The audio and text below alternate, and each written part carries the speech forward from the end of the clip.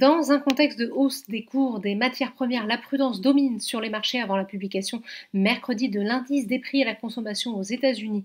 En avril, le CAC 40 termine la séance parfaitement à l'équilibre vers les 6 385 points. Du côté des valeurs, l'orientation haussière des taux d'emprunt profite aux valeurs bancaires qui ont par ailleurs enregistré de bons résultats trimestriels. Crédit Agricole grimpe de presque 4%, plus forte hausse de l'indice, et Société Générale de 2,91%. La flambée des cours des matières premières galvanise les titres du secteur. ArcelorMittal progresse de 2,39%. L'automobile est également recherché avec Renault plus 3,50%, tout comme Unibail-Rodamco Westfield plus 3,32%, qui profite de la perspective de la réouverture des magasins non essentiels en France la semaine prochaine. A l'inverse, les valeurs d'ordinaire les plus recherchées pendant la crise reculent, à l'instar du segment technologique dont le niveau de valorisation est toujours très discuté. ST Micro lâche 2,55%, Worldline presque 2% sur le SBF 120.